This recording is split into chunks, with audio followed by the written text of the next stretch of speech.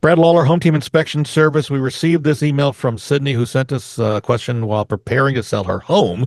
She explains that the water heater was replaced by a friend and wants to know whether that work needs to be disclosed and if permits matter. She says, do permits really matter with regards to water heaters? Yeah, Brad? yeah. In regards to water heaters, yes, that's one that you need to have a code inspection on it. So I don't know. I would probably have a plumber look at it first and see whether or not it was even installed correctly. As a home team finds a lot of water heaters that are installed improperly, and what that means is the venting for them is improper, which potentially can cause carbon monoxide buildup for a gas water heater.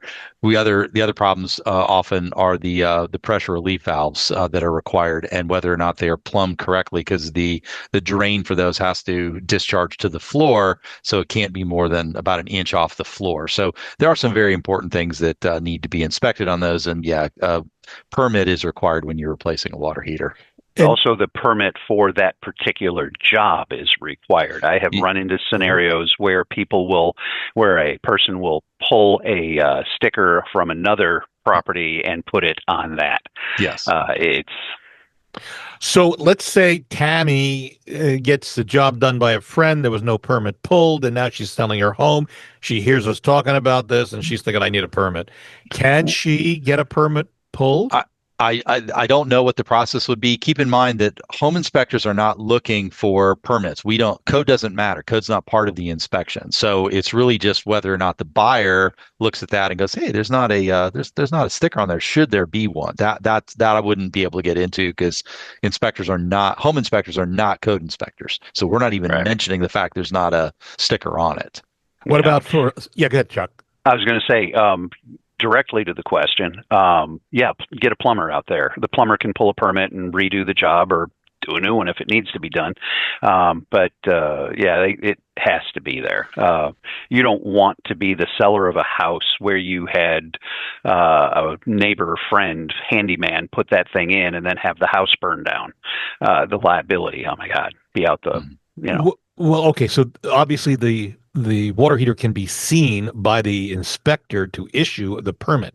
The problem is if you had electrical work, let's say you finished the basement and either you did it or you had friends do it, and then you added electrical lines to the electrical box. Now the walls are sealed up. Then we've got a problem with no Oh inspection yeah. sticker, right? And Brad, Yep. there's no way to come back, Chuck, right? Yeah. Well, there are ways to come back, but they are invasive. You can always have it redone, but the clearest example is a house that we had come through here, where the guy was I guess a cowboy aficionado and had built a saloon in the backyard where he and his buddies would gather, and they were all men who knew how to do things, and they put it all together. It was beautiful. It was properly done, and it was entirely unpermitted. And they were able to get it permitted, but But if the walls are covered, what you were alluding you to is uncover them. you have to uncover the walls. So that's not so easy if you got drywall It's not. on the No, walls, it's right? Yeah. definitely not easy. And the fact of the matter is, again, if you're going to build something like this and you're going to do it on the cheap, or you're going to do it personally or whatever, and then the next person that buys the property has a real issue, place burns down, you're gonna get involved in that. Brett, I know inspectors look at the electrical boxes Mhm. and they're looking to make sure that there's not double tapped wires, that the screws aren't pointy. Correct. So, right? Yeah. But no looking for a sticker. No, the sticker doesn't matter. And Bob, I'll tell you, and we talked about flips, that other four-letter F word. Flippers get very creative. I've seen panels that a flipper clearly has gone in and added a circuit, removed circuits, and they've put the sticker on from like 1982, last when the house was built.